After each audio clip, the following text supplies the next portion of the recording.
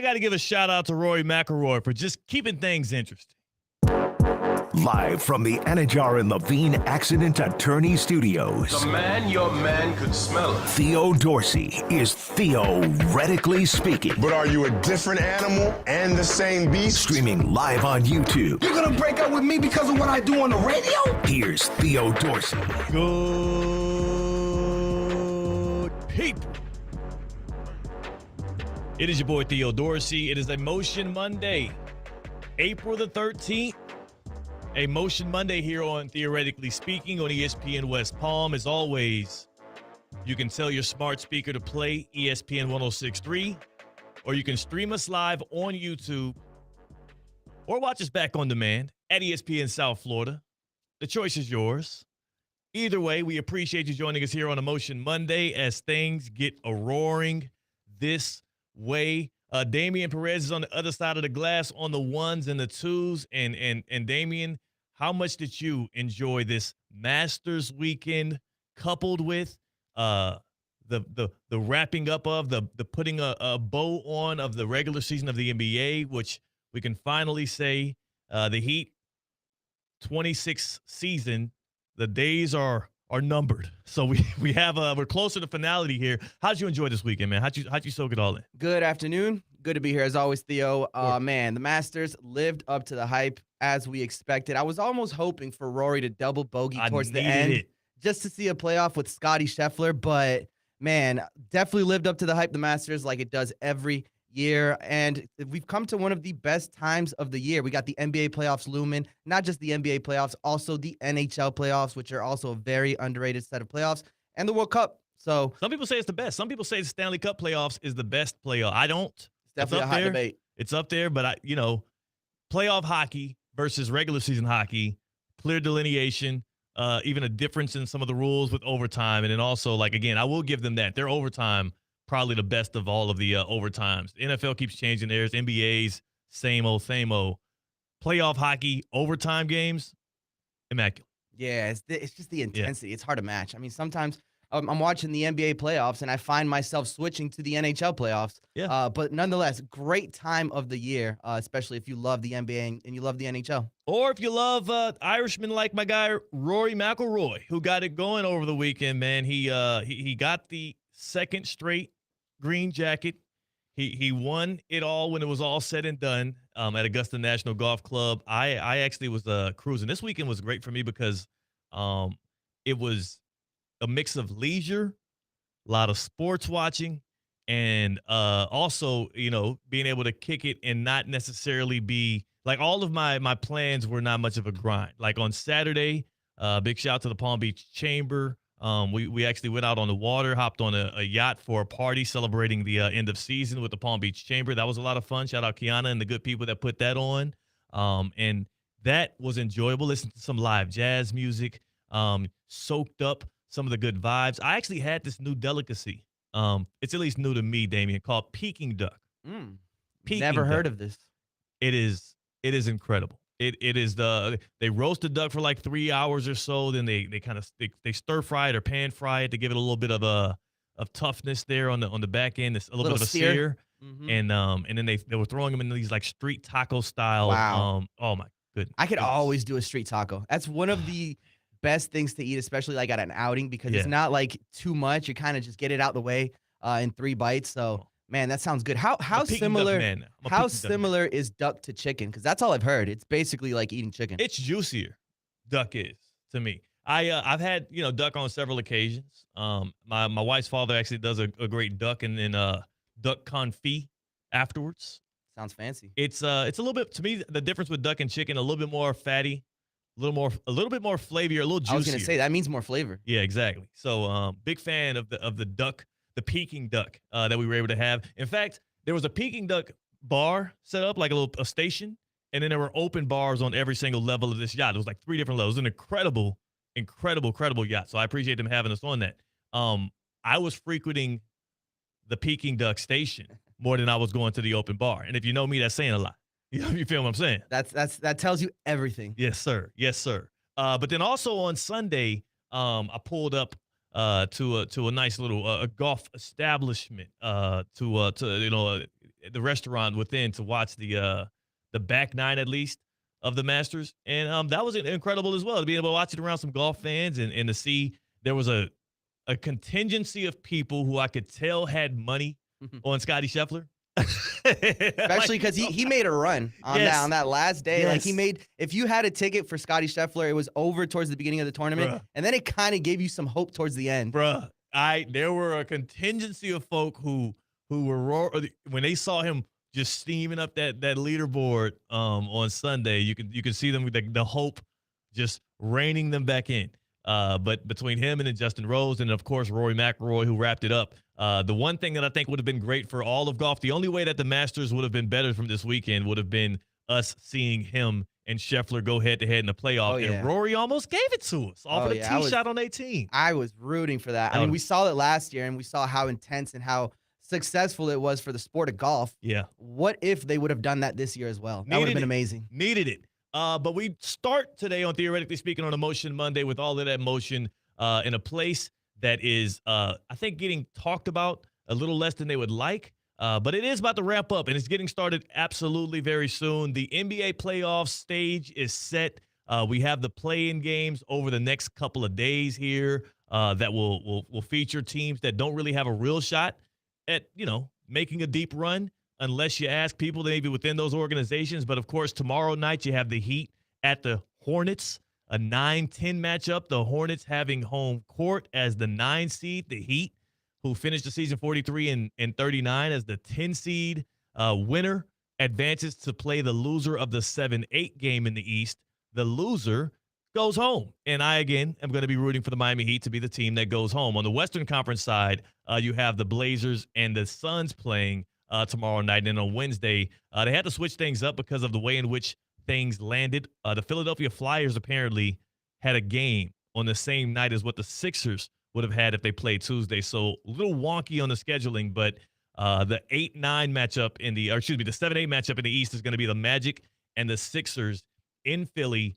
And on the Western Conference side, on the back end of that is going to be Warriors versus Clippers. So we have some big brand names when it comes to teams. We have some stars. No Joel Embiid, but you got Curry and Kawhi Leonard out west. In the Eastern Conference, you, of course, have the Miami Heat, which is a big brand. LaMelo Ball and the Hornets.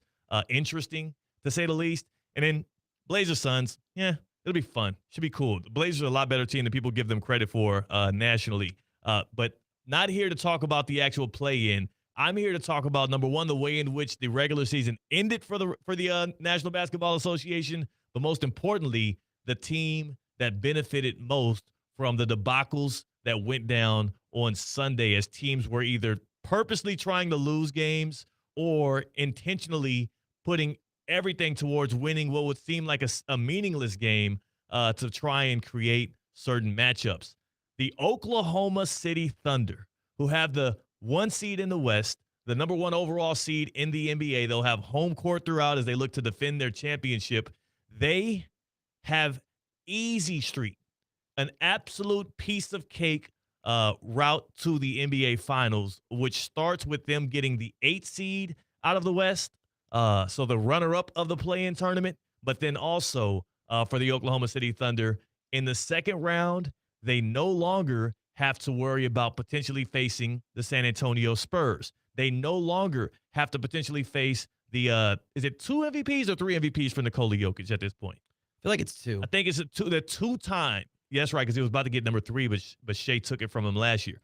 They would no longer have to worry about facing the 2-time MVP in the Denver Nuggets in that second round. Instead, the Thunder are going to be fed an 8 seed, which they likely are going to gentleman sweep. And then in the second round, they are going to get a who's of has-beens, because the 4-5 matchup out west is the Los Angeles Lakers, led by the king himself, LeBron James, in year 89 at age 57. And they are going to be facing off against the Houston Rockets, led by Kevin Durant, and a very inexperienced but spunky team out of my hometown. That right there did not feel like a realistic possibility a week ago, even 3 or 4 days ago.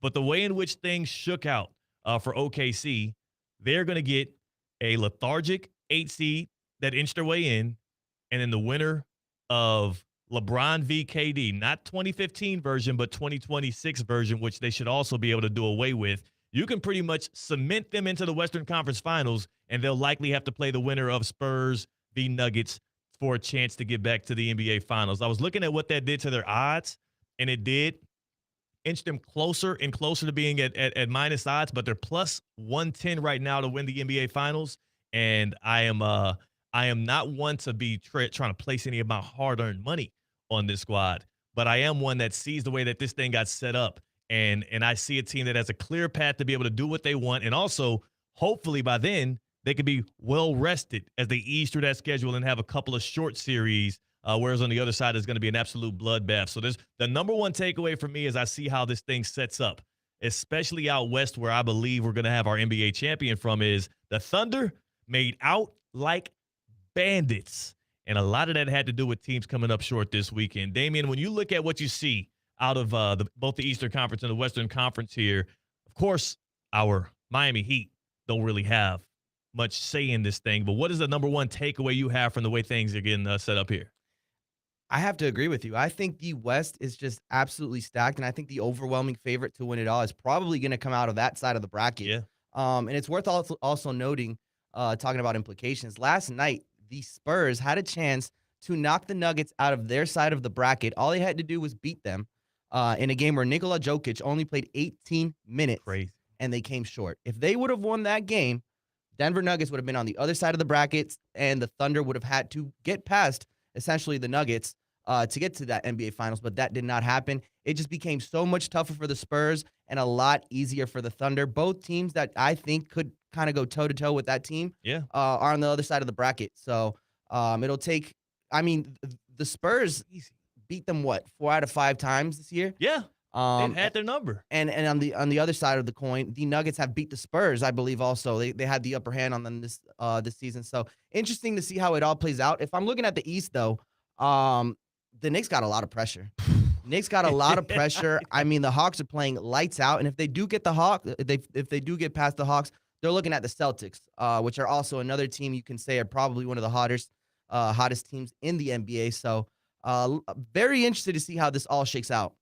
You say that the Knicks have a lot of pressure. I would say I'm surprised. I'm trying to look ahead and see as the Knicks are going to be hosting the Hawks on the Eastern Conference side, a 3-6 matchup to see who is going to inevitably go on to. I mean, honestly, here's the funny thing about the 3-6 in the Eastern side is the 3 seed probably less desirable than the 4 seed because you win the 3-6 matchup.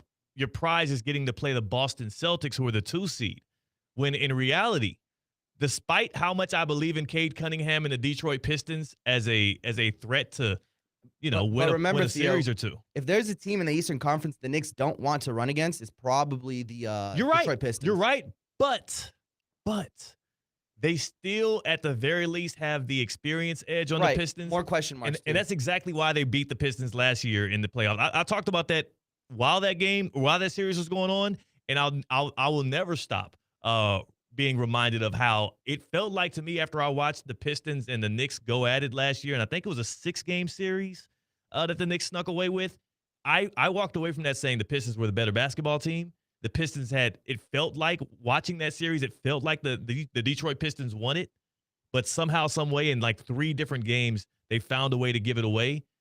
So they should feel good about that series. But again, still, if you're the Knicks, you feel like you have a mental edge, at least, over the Pistons. If you're the New York Knicks and you see that Boston Celtics team that has only been getting better, did you see what they did over the weekend? Yeah, I was just about to say, did you see what happened against Orlando? As they don't have any of their guys out there, the Magic are desperately trying to get a win, and you got kids like Luka Garza putting up career numbers to get the Celtics over the hump. That's a Celtics team that's they're firing on all cylinders. They have the best coach in the Eastern Conference, not named Eric Spoelstra, the guy that I would be most confident in, especially because the Heat are not going to be in the playoffs. And Joe Mazzulla, the Celtics are the favorite in the East, and as the 2 seed, they're going to face the winner of the Knicks and the Knicks and the Hawks. And again, if you're the Knicks, you can't even look past the Hawks. Like you said, that's a feisty basketball team. So I do think that while the Western Conference is going to likely have our eventual champion in the NBA, and the Thunder's path to the Western Conference Finals is paved with sunshine and roses and dandelions.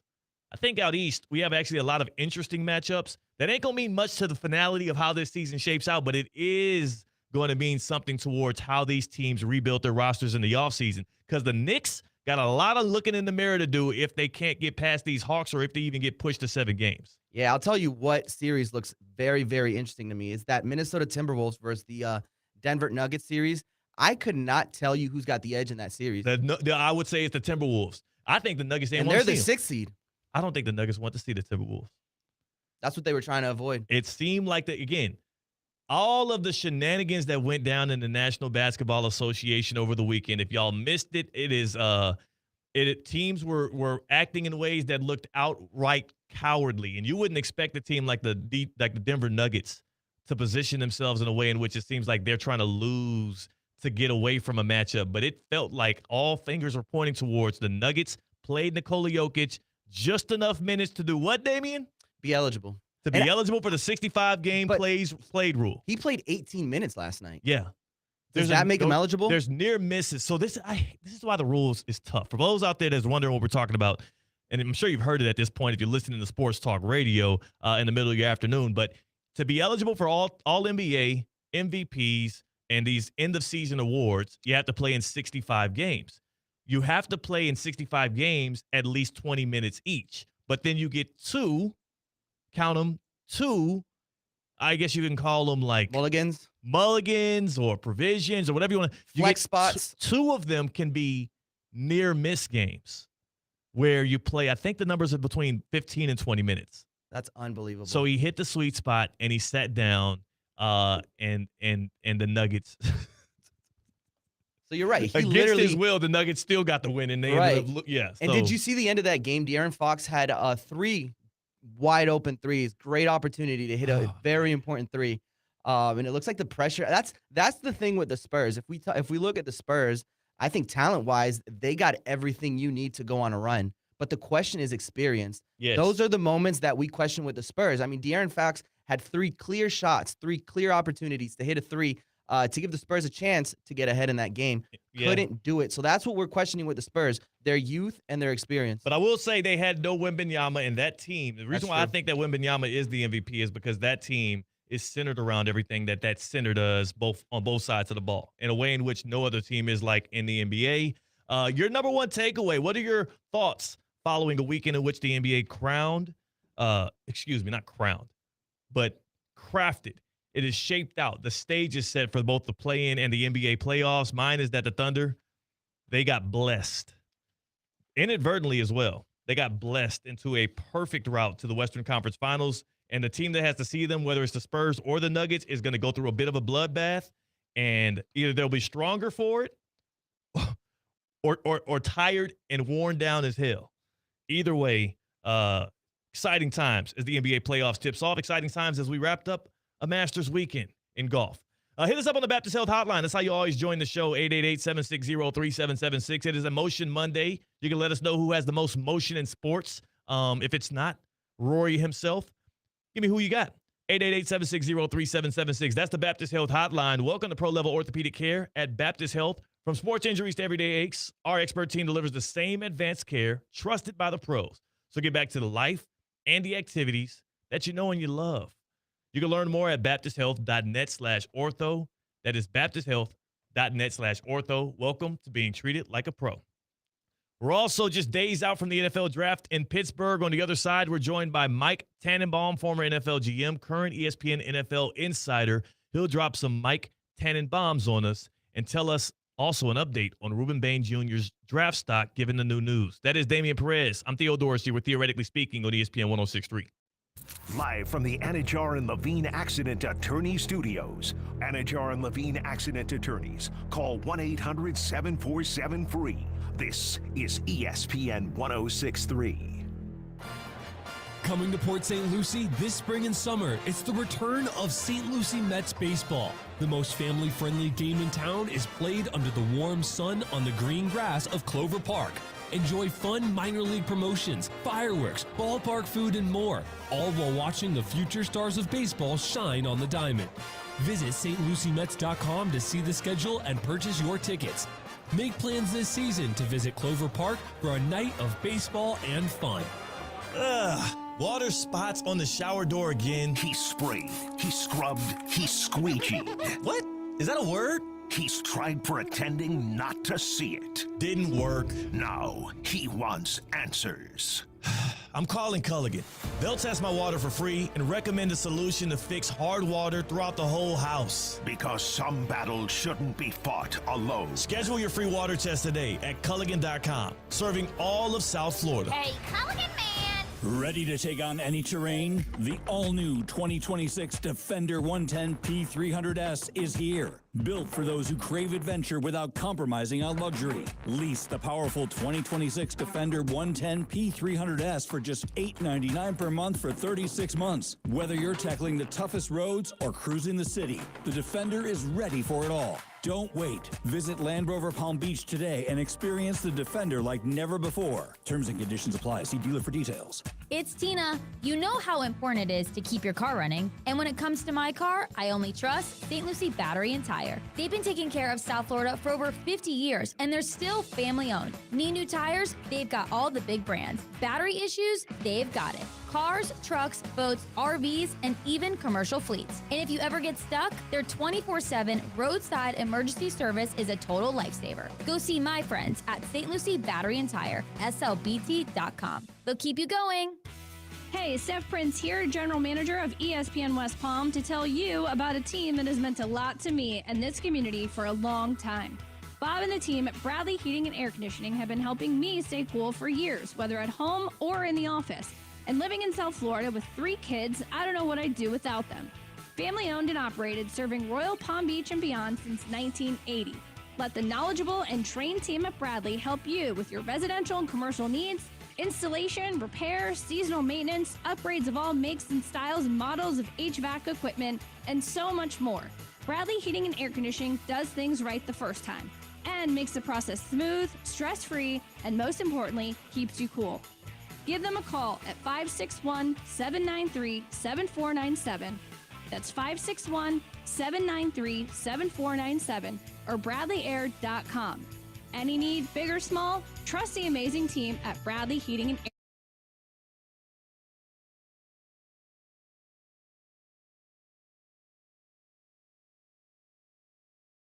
Live from the Anajar and Levine Accident Attorney Studios, Theo Dorsey is theoretically speaking. Streaming live on YouTube, here's Theo Dorsey. We had Devontae in the chat at ESPN South Florida asking what happened to the Orlando Magic, and I'll clue him in. The same thing that happened to the Magic in the way that they've fallen off as they limp into the NBA play-in seems like the story of all of the Sunshine State's professional sports teams this year. It has been a mirage of mediocrity. A bunch of teams not competing for championships, all of them picking in the teens of their drafts. And I, for one, just hope that the Miami Heat luck into a lottery pick after they lose to the Hornets tomorrow night in the play-in. But before we get to the action again in and around the NBA, we bring in our guy on the Baptist Health Hotline, Mike Tannenbaum. He is former NFL GM, current ESPN NFL insider, and he knows that the Miami Dolphins, another one of those professional sports teams in Florida, picking not in the top 5, not in the last 5, but right in the middle. And Mike T, first off, thanks for joining us on this Motion Monday. Secondly, have you been hearing anything about what the Dolphins might do at pick 11 in this draft? Yeah, great to be with you as always, Theo. Look, they're going to get a really good player at number 11 from a standpoint of it seems like, Mike, I think that you might be muted on your end. I can't tell if it's a issue of – okay, can you go again? Can you get a test right there, Mike T? All right, you got me now?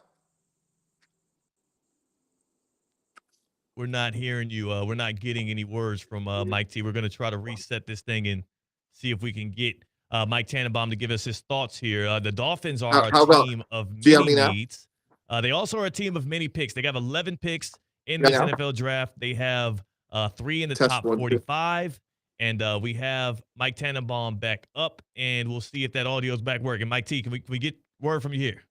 Yeah, I always say my best things when I'm muted.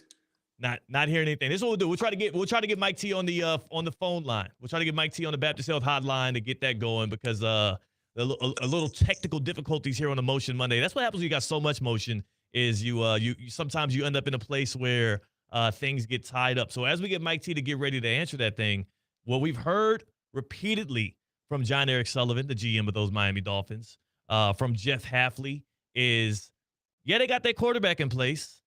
Yeah, they have a running back right now in Devon Achane, who it seems like they are committed to, but they are going to be in best player available mode. They're going to want to get a guy that fits their new identity of being tough, being committed to excellence, being extremely coachable and highly accountable.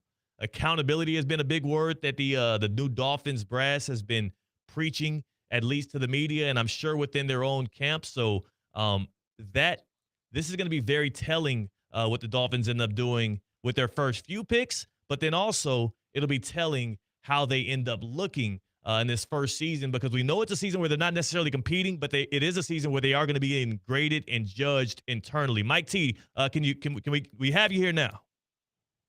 Yeah, sorry about that, Theo. I always say my best things when I am muted. Look, they're going to get a really good player at 11.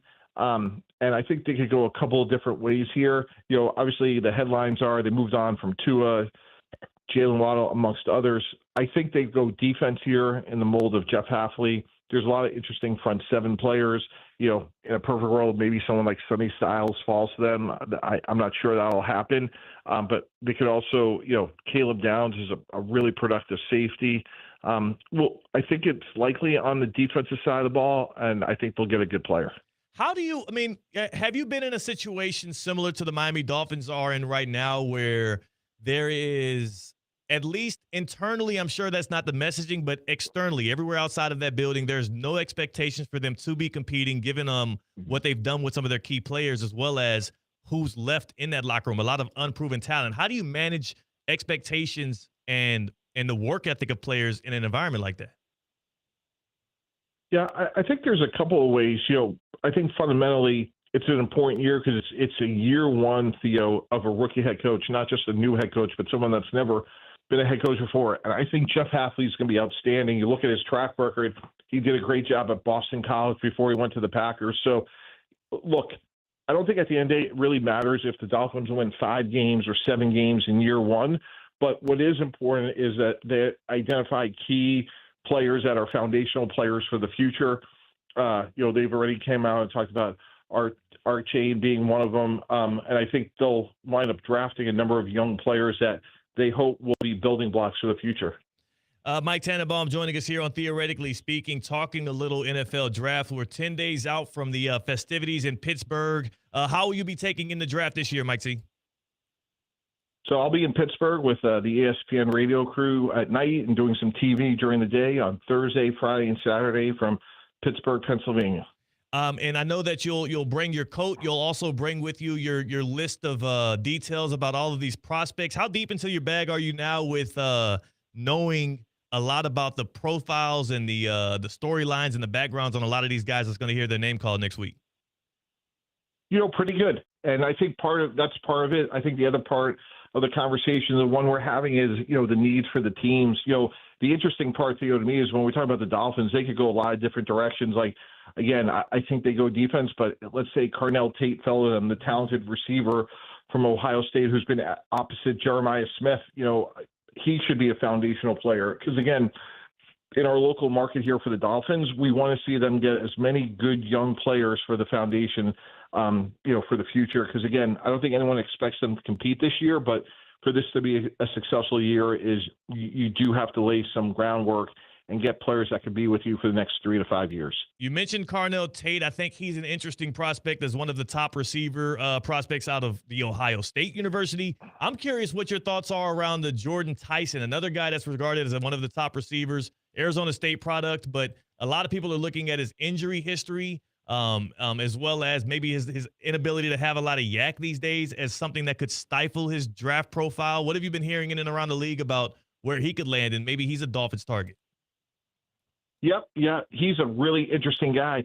You know, he's only played 1 full season of college football. So He's explosive. He's a great route runner. I think if we said, hey, we needed one receiver for one game coming out of this draft, I think more teams would take Jordan Tyson than Carnell Tate or Mekhi Lemon out of USC. But durability is going to be an issue. He's dealt with soft tissue injuries. And unfortunately, typically when a player's had durability issues in college, that carries over. So that's something that, teams are going to have to be careful of. And I know that that's always like when you think about when you're drafting guys, a lot of times when we see guys fall in the draft, a lot of that has to do with the risks associated, like maybe the medicals, maybe the personal stuff off the field. How those conversations in the room, is it typically one or two guys pushing and saying, hey, the talent is so good that we need to pull the trigger on this guy? And then there's other people in the room that are saying, hey, we can't, this red flag is something we can't surpass. Like, how do y'all balance those things out when trying to make decisions on guys like Tyson, who, again, when it comes to being a receiver prospect, I've heard people think the world of this guy, but they're worried that he might not be available that much. Yeah, no, and that's really, you just described the role of the general manager, which is to take in all the information, evaluate the talent, and then you have to weigh things like, again, health, but character, any off-field issues. Those things all have to be weighed and balanced. And ironically, when I was with the Dolphins, famously, we dealt with the Laramie Tunsil situation, which was a very talented player who had made a mistake that was well documented. But our information told us that, he was a really good person, a really good player, a great teammate, and that turned out to be a great decision for the franchise. So ultimately, you need one person in charge, and that person has to weigh all that information.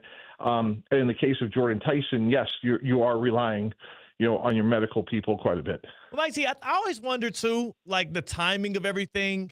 With the Laramie Tunsil situation that you're talking about, it was the video that came out of him, which allegedly smoking something out of a bong. We don't know what it was. I'm not sure of how detailed the reports came out of that was, but like, how big of a deal, how big of a knock was that actually to a guy like his profile? When we've also heard people like Hall of Famers talk about how they were smoking crack and breaking sack records in the NFL at one point.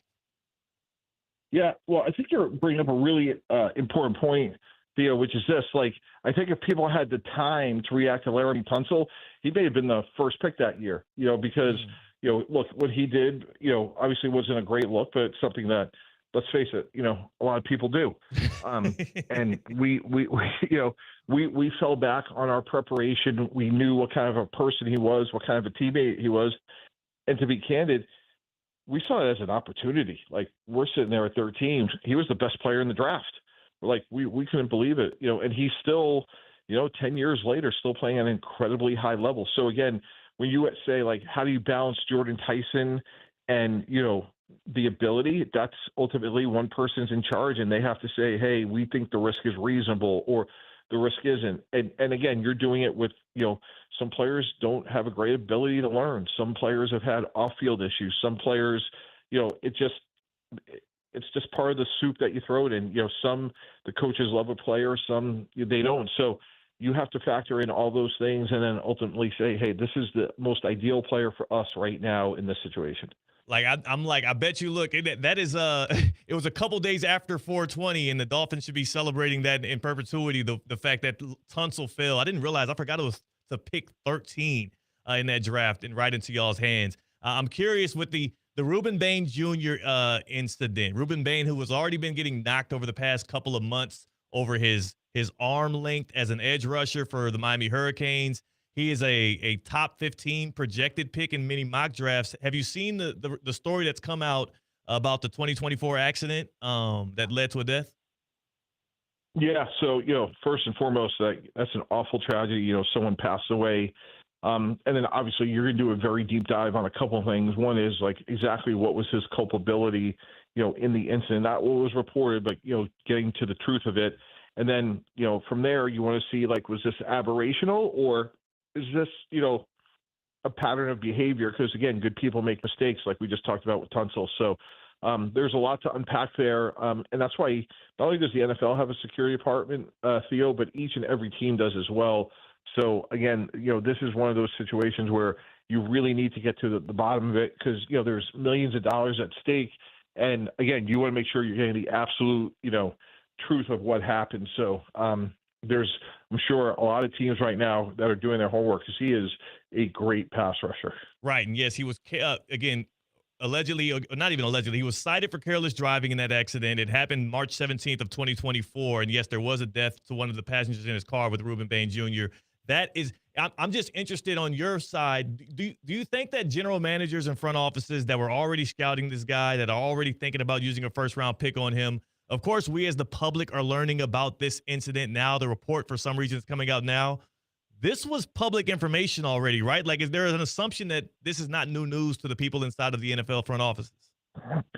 Yeah, that's my sense of it, is people knew about that. So I'm, again, because it was a couple of years ago, I'm sure. And by the way, like, one of the things that you talk to players about all the time, Theo, is like when they're interviewing with teams are going to say, like, is there anything else we need to know about? That becomes a little bit of an honesty question, because invariably, teams are going to do their homework. So he may have alerted teams as well. I don't know that, but something like this typically, bubbles to the surface one way or the other. Right. And that happened before his sophomore season. So that was 2 college football seasons ago from Reuben Bain Jr. So again, I would assume it's already been out there. For me personally, forget that incident. I only brought it up because it's the new news of the day. I want to talk specifically about Reuben Bain Jr., the prospect, because as a Hurricane fan and as somebody that watched him go as an unheralded high school recruit to go to Miami and show out the way that he did in these past 3 years, a conference player of the year, a guy who almost led that defense to a national championship win, but he did so with these T-Rex arms that apparently has a lot of front offices, throwing up red flags. What do you personally think of Reuben Bain Jr., the prospect, and is somebody going to get a steal because of arm measurements here in likely the teens of this draft? Yeah, I like him. If you remember Dwight Freeney, there was a lot of questions about Dwight Freeney coming out of Syracuse because he was small. He was short by NFL standards. He went on to have a great career. I think Reuben Bain will be the same. Reuben Bain's a 3-down player. He's not just a pass rusher. He's a good player, and his arms are not ideal, but I do think he's still going to be a really productive player. And whoever drafts him, assuming that everything on the the off-field situation that we just discussed checks out okay, I think he's going to go high. I think he's going to be a really good player. He led the nation last year in pressures, had 9.5 sacks, 15.5 tackles for a loss for the Miami Hurricanes, and he will hear his name called in that first round. The question is where for Reuben Bain Jr. And like you, Mike T, I don't know if this incident is going to play into that at all, but I do know that the arm length thing has been a lot of the discourse around him. So we'll see what teams end up doing with that. Before I let you go, though, man, are you pumped for these NBA playoffs, man? Are you excited about the stage that we have set in front of us? I feel like the Thunder have a free pass here. Yeah, it will be interesting. You don't think the Spurs will give him a run? I just think, well, because the Spurs have the 2 seed now, the Thunder are going to play the winner of Lakers-Rockets in the second round, so they won't get tested until the Western Conference Finals, whereas the Spurs got to get past the Nuggets first, likely in the second round. So it feels like it's set up favorably for Shai Gilgeous-Alexander and the bunch. I like the Spurs, though. Yeah, yeah. And are we assuming that Luka is just out? Is that definitive at this point? Well, here's the thing. Like, I'm assuming that. I'm sure that the reports are going to be continuously coming out, and we're going to flirt with him, 5-on-5. He's scrimmaging, and then, 2 games out, he's going to be warming up for, during the shoot-around and whatnot. Like, I'm sure they're going to flirt with him coming back. I just think at this point in the year, again, you talked about his soft tissue injuries that was hurting him all season long. Even if he comes back, we're talking about a playoff series where you have, 1 or 2 days of rest in between. Just doesn't seem ideal for him or LeBron James, who's 42 years old, on those even thinner, older hamstrings. So I don't know, man. I'm writing the Lakers off. I feel comfortable doing that. The question is, can the Spurs, like with that lack of experience, I'm interested to see if they have enough to get through the Western Conference. But it'll be fun, and it also is easy knowing that my favorite team, the Miami Heat, have absolutely no chance. So no expectations this postseason. Yeah, the East will be fun too. I think it's going to get pretty competitive here.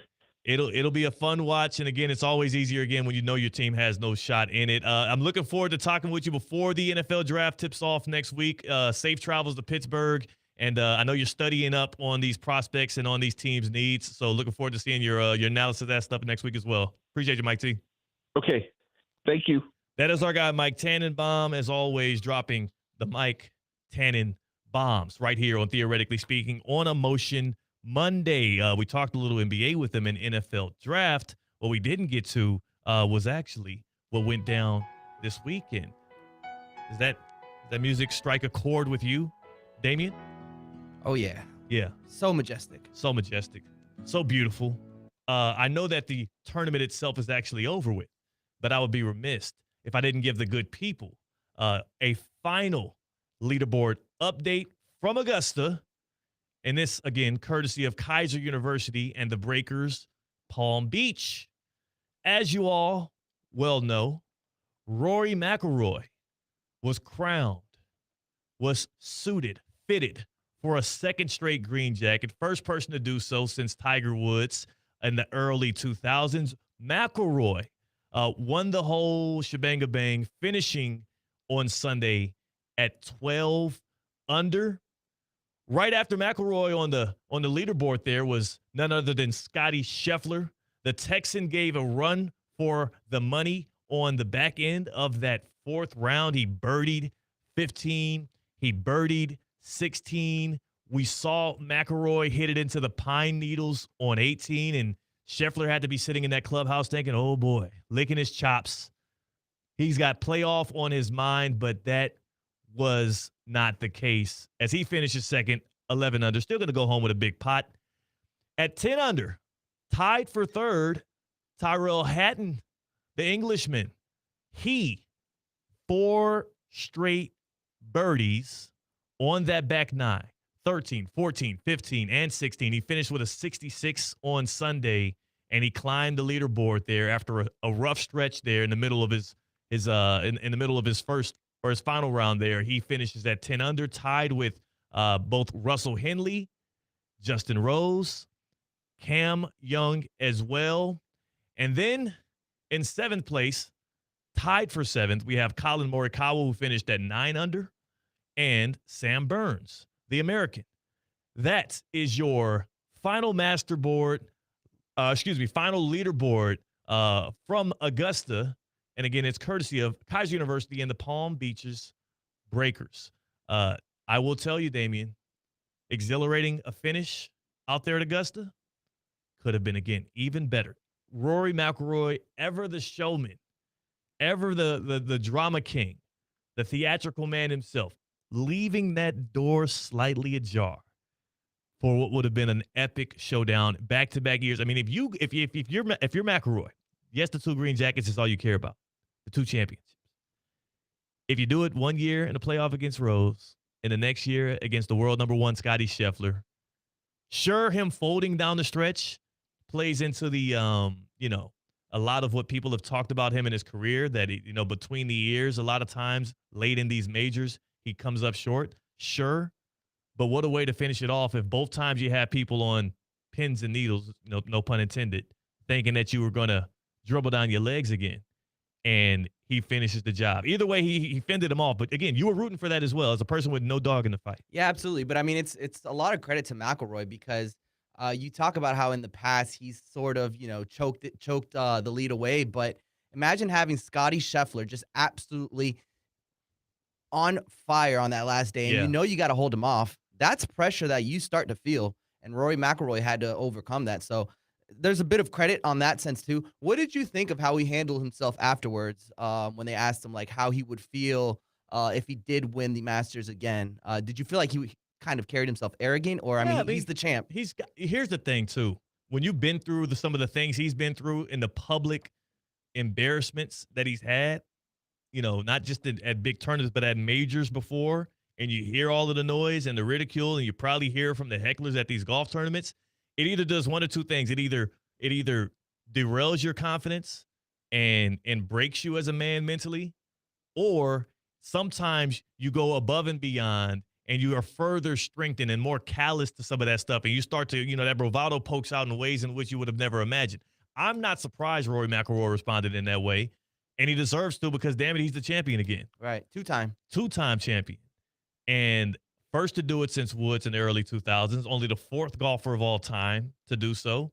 And there is one caveat, and we'll talk about this on the other side as to why I think it's a little A little bit of an asterisk. You can never put an asterisk on a Green Jacket. You can never put an asterisk on somebody that goes out to Augusta and does it 4 days in a row. But there is something he did a little bit before the tournament started that has me, my eyebrows are pursed up. We'll talk about that and more on the other side. That's Damian Perez. I'm Theo Dorsey. It's Emotion Monday on Theoretically Speaking on ESPN 106.3. Live from the Anajar and Levine Accident Attorney Studios. Anajar and Levine Accident Attorneys. Call 1-800-747-FREE. This is ESPN 106.3. Today's tax tip is brought to you by Anshin Accountants and Advisors with Robert Gilman, partner and leader of Anshin's Real Estate Group. Under the One Big Beautiful Bill Act, 100% bonus depreciation has been permanently reinstated. Real estate businesses are now able to immediately expense the full cost of qualifying property. Even projects with millions in improvements can benefit from first-year expensing without any spending cap. At Anshin, a partner-owned firm since 1923, we strategically guide real estate businesses through these legislative changes to help them develop a long-term investment strategy and boost cash flow. If you're a real estate professional looking to enhance profitability and minimize tax liabilities, let Anshin deliver value where others can't. For more tax tips from Anshin, visit Anshin.com. That's ANCHIN.com.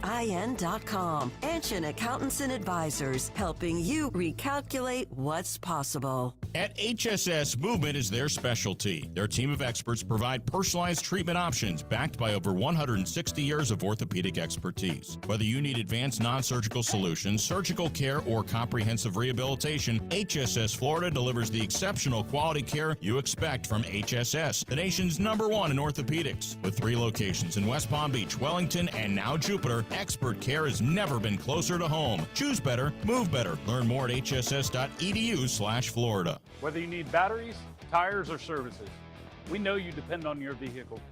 You can depend on St. Lucie Battery and Tire. With the largest inventories, expert technicians, and the best price out the door every day guaranteed, you'll drive away with confidence. Life doesn't stop, and neither should your car. St. Lucie Battery and Tire is here for you. Our experts keep your vehicle ready with batteries, tires, and service you can trust. Fast, friendly, and always reliable. Ready to take on any terrain? The all-new 2026 Defender 110 P300S is here. Built for those who crave adventure without compromising on luxury. Lease the powerful 2026 Defender 110 P300S for just $899 per month for 36 months. Whether you're tackling the toughest roads or cruising the city, the Defender is ready for it all. Don't wait. Visit Land Rover Palm Beach today and experience the Defender like never before. Terms and conditions apply. See dealer for details. Want to accelerate your career as a manager or executive in the exciting industry of sports? Florida Atlantic University's MBA in Sport Management program is ranked #1 in Florida and 10th in the world. Students learn practical and applied skills from top faculty and experts who work in the industry. With a 94% placement rate for all grads, the full-time MBA program sets students up for success in the world of sports. Check out Florida Atlantic University's MBA in Sport Management program today by going to business.fau.edu. Hey, Steph Prince here, General Manager of ESPN West Palm, to tell you about a team that has meant a lot to me and this community for a long time. Bob and the team at Bradley Heating and Air Conditioning have been helping me stay cool for years, whether at home or in the office. And living in South Florida with 3 kids, I don't know what I'd do without them. Family owned and operated, serving Royal Palm Beach and beyond since 1980. Let the knowledgeable and trained team at Bradley help you with your residential and commercial needs, installation, repair, seasonal maintenance, upgrades of all makes and styles and models of HVAC equipment, and so much more. Bradley Heating and Air Conditioning does things right the first time and makes the process smooth, stress-free, and most importantly, keeps you cool. Give them a call at 561-793-7497. That's 561-793-7497 or bradleyair.com. Any need, big or small, trust the amazing team at Bradley Heating and Air Conditioning. Need an extra boost? With Boost Checking from Flagler Credit Union, you can earn up to $700 each year with a 7.0% annual percentage yield on balances up to $10,000. That's real money for real moments, like a family getaway or treating yourself to something special. Boost checking from Flagler Credit Union. Requirements apply to earn the highest dividend rates. Limit one checking account per membership. Dividend rates and annual percentage yield subject to change. Business accounts do not qualify. Insured by NCUA, official credit union of Florida Atlantic Athletics. Business owners, are your employees driving you nuts? Is money tight? Or have you just poured your heart and soul into your business and now it's time to retire and just relax? At Transworld Business Advisors, they have buyers from all over the world ready to buy your business now. Call for a confidential conversation about your business's current value. 561-203-5121. That's 561-203-5121 or visit tworld.com today.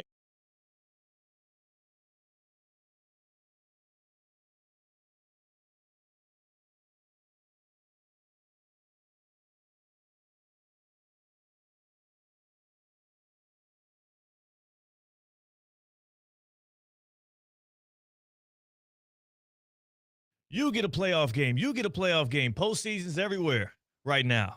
And you know the best place in town to catch playoff action is your favorite Duffy Sports Grill. Come on now. It's also a great place to go if you're just starving and nothing sounds good. That's when you call a power play at Duffy Sports Grill. I'm talking about real deal comfort food like juicy, made-to-order burgers stacked high, the crispy chicken tenders that actually crunch when you dig into them, and the wings tossed in your favorite sauce, from classic buffalo to something with a little bit more kick. That's how I like it. Duffy Sports Grill is the place to go. It's the place to be. That's why I love the power play menu. It's not about just these little, snacks. These are real deal meals, and it's legit Duffy's food at a great value. You choose an entree, you choose a side, you choose a drink. $13.99. That's the Duffy's power play. $13.99, entree, side, and a drink. Perfect for lunch, grabbing a little bite during the game, or when you just want something satisfying and don't want to overthink it. Duffy Sports Grill, the power play. It's the place to be. Great food, great drinks, and wall-to-wall sports. Duffy's, our game is always on. Been thinking about it. I'm like, man, we do have some legendary matchups in the NBA playoffs and the play-in, despite the actual talent level of these teams. We got an elimination game between Steph and Kawhi. We're going to get a full 7-round matchup of KD versus LeBron. The old guard is going out with a bang, and we'll see which of those end up surviving. But you know what? We're all going to survive as we get aboard the get around. We're going to thrive, not just survive. Survive sounds like it's going to be a dangerous ride. We're going to have a great time. It is the get around. It's how we get from place to place, city to city. Big topics in sports to other big topics right here on Theoretically Speaking. And where are we going first, Damian? We're going to start here in Miami, Florida, right in our backyard, where Omar Kelly of the Miami Herald reports that the Miami Dolphins and running back Devon Achane are not close on an extension. Right now, Saquon Barkley leads the running back market with $20.6 million per season. Simple. Will Achane be in Miami next season? He shouldn't be. And I don't say this to sadden Dolphins fans who have nothing else to really look forward to, but he shouldn't be. When you trade all of your team away like that, what do we always say about not drafting a running back? You don't draft a running back in the top 10 if you don't have the infrastructure for him, if you don't have the offensive line for him, if you don't have a team that can best utilize the services of a running back in what is going to be their prime. The rookie contract is generally the closest thing to a prime for that position specifically. It wouldn't be smart. The reason why they haven't reached an extension is because they both have competing ambitions. The Dolphins don't have a competitive team this year. It is irresponsible to overpay a running back in a year in which you're not going to be competitive. You're only taking away years of his prime while also spending heavily on a position that isn't as valuable as others. Will he be on the Dolphins next year? He shouldn't. Will he be on the Dolphins next year? He shouldn't. I said that twice, didn't I? Definitely did. Okay. Should he be on the Dolphins next year? No. Will he be on the Dolphins next year? Yes. And I say that only because I do believe they're not going to get a deal done before the NFL draft. If they don't get a deal done before this draft, he likely stays put. And it'll be the one, him and Malik Willis will be the two glimmering lights, plus whatever they get from this draft for fans to get riled up for. Yeah, he'll lose any leverage if he doesn't get the deal before the draft. But you know what the funny part about that is too, though, Damian?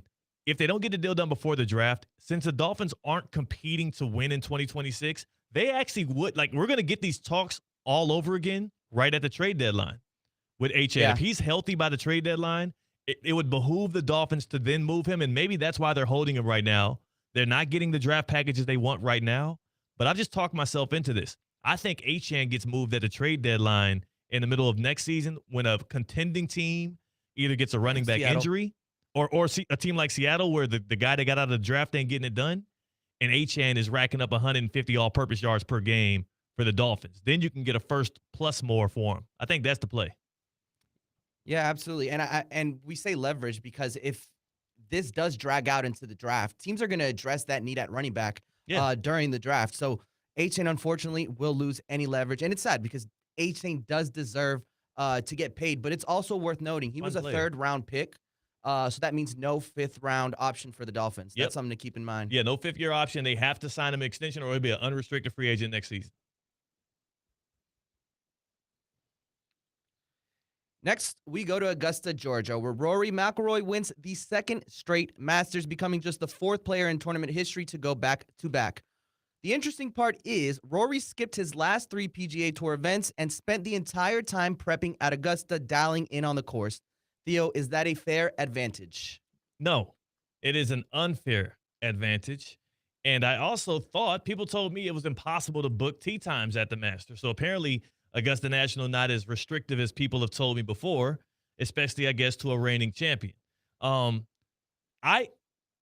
It sucks for the other tournaments that lead into the Masters, like the Texas Children's Open in Houston.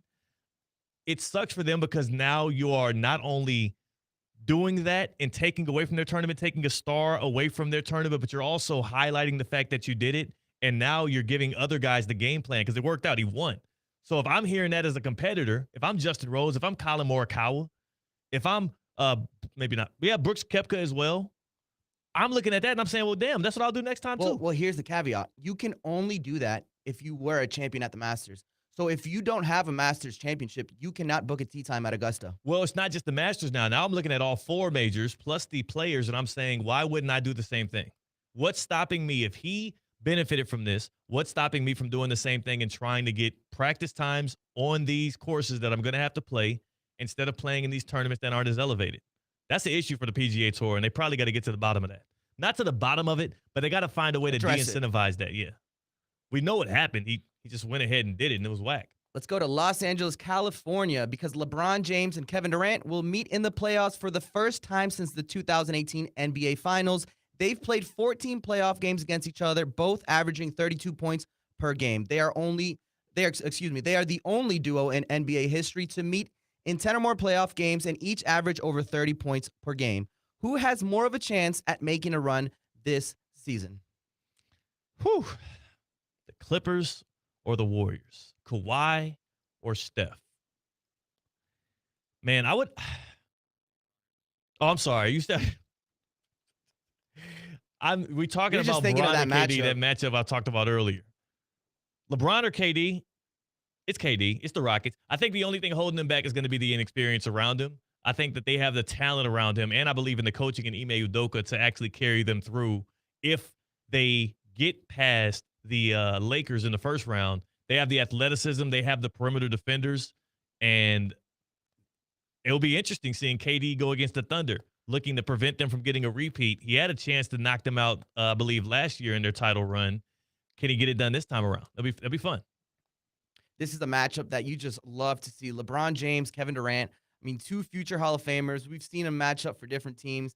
The Miami Heat, Oklahoma City Thunder, Golden State Warriors. It's crazy because a lot of times it happened on the other side of the bracket, you know? Right. They meet in the final. And now we're going to see them this year. The Lakers, surprisingly, as a 3rd seed, or excuse me, they're a 4th seed. This is the 4th versus 5th seed. So one of the series where it's very hard to pick who's going to win, but the Lakers do have 2 glaring injuries in Luka Doncic and Austin Reeves, and I think that will be the difference. That's going to be tough. That's going to be tough to bounce back from. And, yes, I don't know how I had that brain I went a little brain lapse there in the middle of that, but we're talking about NBA legends. That's 2 sets of other legends, so. Yeah, the other one I would have I don't have an answer for that one, so I'm glad you asked about Bron and KD. Because both of those teams don't really have a chance. All right, we started in Miami. Why not end it in Miami? where University of Miami star defensive end Ruben Bain Jr. was cited for careless driving after a crash in Miami that left a passenger in a coma in March 2024. It could be a Laramie Tunsil all over again, per league sources, although they do claim that NFL teams are aware of the situation. What are your thoughts, Theo? I think, and this is important, it's important that we talk about this angle of it, and I put the get around music off so people can hear this, because it's serious. A life was lost in this 2024 accident, and Ruben Bain, according to the reports, was the driver, and it's you have to start with that, right? A young life was lost.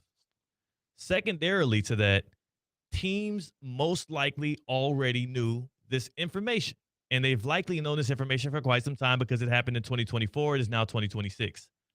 The question is why did we get this news drop yesterday?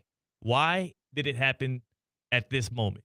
Is this it seems like there's been a lot of people putting, smoke screens out there, floating things out there, trying to impact draft stock, hoping that players will fall to them. Let's not forget, Fernando Mendoza told us, Heisman Trophy winner, projected number 1 overall pick to the Las Vegas Raiders. He told us in his combine interviews, there was a team that told him, hey, you're the perfect guy. You're almost too good to be true. Can you go ahead and get arrested so you maybe could fall to us? Probably jokingly, but also, yes, realistically, that is helpful. Mike T talked about how Laramie Tunsil falling to them was a blessing in disguise. Well, Theo, there's a saying, there's some truth in every joke. Yes. That could have been one of those situations. Yes. You don't think the Jets would love for Fernando Mendoza to get arrested over the weekend? And then for the Raiders to be like, we're good? I think the Raiders would probably still draft him. I know. I'm just saying. Hypothetically, yes. Hypothetically, the Jets would love for something to happen for the Raiders to want to pass on Mendoza. And again, if you are a team picking between 8 and 15, you are hoping that teams fool themselves into believing that Ruben Bain is not the guy for you so he can fall, because he has an elite level talent. He was coached by Jason Taylor at the University of Miami off of that edge, and he was the most dominant wrecking force in college football this year, haunting quarterbacks. I pity the foolish team that passes on Ruben Bain. We're going to hear from a guy that knows the NFL very well on the other side, Damian Woody, who talks specifically about how this might impact Ruben Bain's draft stock as we continue, theoretically speaking, into the happy hour. I think it's important to hear from former NFL vets, because then not only do they have their ear to the ground, but they understand what actually impacts the way in which teams view you, unlike me and you, who are just kind of shooting from the hip and going with whatever Mike T tells us. That's Damian Perez. I'm Theo Dorsey. We are Theoretically Speaking on Emotion Monday on ESPN 106.3. Live from the Anajar and Levine Accident Attorney Studios. Anajar and Levine Accident Attorneys. Call 1-800-747-FREE. This is ESPN 106.3. Anajar and Levine. Call 1-800-747-FREE. That's 1-800-747-3733. ESPN 106.3. WESP Jupiter, a Good Karma Brands radio station. Kaiser University's flagship campus, the 100-acre residential campus at 2600 North Military Trail in West Palm Beach, extends Kaiser University's educational offerings to over 100 degrees within the heart of South Florida. Kaiser University also has an athletic program with 29 national championships, including the reigning champs in swimming and diving, lacrosse and tennis. Visit KUSeahawks.com for the latest on the championship flagship campus of Kaiser University. Being a homeowner like me means knowing who to call. For power, you called an electrician. Pipes, a plumber. And for better water, you call Culligan. They've been improving water for 90 years, with local experts handling everything from water softening to filtration, using the world's most efficient systems. Culligan, the one partner you can trust for everything your water touches. Schedule your free water test today at Culligan.com, serving all of South Florida. Hey, Culligan man! Straight Talk Wireless presents Pickup Truck Wisdom. The smartest way to spend your money is not to. Straight Talk offers free 5G phones for new and existing customers on Verizon's 5G network. So the refund money I don't spend on that free phone is the refund money I get to keep for my family. Smart. Find us at straighttalk.com and Walmart. Straight Talk Wireless. Straightforward. Always. Taxes and fees apply. Plan purchase required for free phone offers. Copyright 2026 Verizon. Progressive knows you want to get away. but not like 2 away. You crave the unknown, but also charcuterie boards with 4 types of cheese. And that's exactly why you bought an RV and bundled it with Progressive, because 24/7 protection is one luxury you'll never have to give up. So go ahead, explore the wilderness, all from the comfort of your zero-gravity camp chair. Switch to Progressive and protect your RV, boat, or motorcycle by bundling with your home or auto insurance. Progressive Casualty Insurance Company affiliates and third-party insurers. Not available in all states or situations. Get ready to tee it up for a great cause at Play4JA. Join us Friday, May 1st at the beautiful Palm Beach Par 3 Golf Course for a day of golf, good vibes, and giving back. Enjoy 18 holes, breakfast and lunch, and a Lux Chance drawing, all while supporting junior achievement of the Palm Beaches and Treasure Coast. Plus, this event gives local students a behind-the-scenes look at what it takes to run a major tournament. Grab your spot or become a sponsor today at juniораchievement.com. Today's tax tip is brought to you by Anshin Accountants and Advisors with Brent Lessie, partner and tax leader of Anshin's Consumer Products Group. Did you know the One Big Beautiful Bill Act has created unprecedented opportunities for founders? The $10 million exclusion has increased to $15 million, and the 5-year holding period is no longer an all-or-nothing hurdle. Founders now have the flexibility to raise capital and align their tax-free treatment over 3, 4, or 5 years. These changes include the higher asset ceiling and allow founders and investors to scale aggressively while capitalizing on this tax advantage. Anshin, a partner-owned firm since 1923, prioritizes understanding founders' unique circumstances to achieve their goals. If you're a founder that doesn't want to leave money on the table, let Anshin deliver value where others can't. For more tax tips from Anshin, visit Anshin.com. That's ANCHIN.com. Anshin Accountants and Advisors, helping you recalculate what's possible. At Roger Dean Chevrolet Stadium this season, every Palm Beach Cardinals Saturday home game, they become the Palm Beach Frozen Iguanas. For 12 Saturday games, we're breaking the ice with the special Frozen Iguanas Ice Cold 12-pack ticket package for just $99, which includes a ticket to all Frozen Iguanas games, a guaranteed Bobbletail giveaway, merchandise discount, commemorative green baseball, and more. RogerDeanChevroletStadium.com. Join the cold front today. Live from the Anajar and Levine Accident Attorney Studios. The man your man could smell. Theo Dorsey is theoretically speaking. But are you a different animal and the same beast? Streaming live on YouTube. You're gonna break up with me because of what I do on the radio? Here's Theo Dorsey. Good people. This is Theoretically Speaking. It is Emotion Monday. We are riding high here on April 13th, a day after Rory McIlroy was crowned once again amongst the azaleas at Augusta National Golf Club, a day after the Miami Heat cemented their winning regular season with a 10 seed in the NBA playoffs and a berth into the play-in tournament. And, of course, tonight is the night of the WNBA draft, which, again, is another thing that people are probably thoroughly unaware of, but that thing tips off at 7:30 tonight. They're doing all the rounds tonight, one-day WNBA draft. And, of course, the NFL draft itself, 10 days out from being in Pittsburgh, Pennsylvania. It'll be a brisk, spring day, a brisk spring day of NFL fanatics crowded around to hear who in the world's going to take Ty Simpson out of Alabama a little too early than he should be. Damian Perez is on the other side of the glass on the ones and twos, and Tina Costanza is in the house, fresh off her birthday celebration. Tina is back. What's up with you, Tina? Happy Monday. Happy Motion Monday to you as well. How are you? Are you okay? Did you stumble into the office this morning? Was it so much just pounding beers and shots, and what else do y'all do? Sake bombs? I was fine today. Okay. Today. I took a very big nap yesterday. Okay. And I don't take naps. I'm not a big fan of naps. Yeah. But I needed one yesterday. But I wasn't feeling too bad. Yeah. I stuck with tequila all night. So that one, you hesitated when you said that. I think I had 2 shots. Yeah. One of them was not tequila. One of them, I don't know what was in it because it was free. And I didn't get to pick it. Oh, my goodness. And this was a 2-day birthday celebration between Friday and Saturday. Okay, yes. Technically, yeah. Friday was chill. Friday was chill. Okay. It was just with two of my friends that couldn't make it Saturday, and they're like, well, can we take you out on Friday? And I said, of course. Nice. So. And Saturday involved a speakeasy, it involved a dinner, it involved a bar, it involved a club, it involved a gentleman's club. No. Okay. Just checking. No. Not that one, but everything else I said. Yes. Okay. Everything else. Okay. And you, I'm guessing, yeah, man. So you got a lot of birthday wishes over this weekend. You posted birthday pictures on Instagram. I know. And your birthday hasn't hit yet. No, my birthday is this Thursday. So we still got to figure out, Damien, do we tell her happy birthday on Thursday, or since we already got it out of the way, do we just ignore her? Is the question. Good question. Yeah. At least it's not like one of those like, oh, it's my half.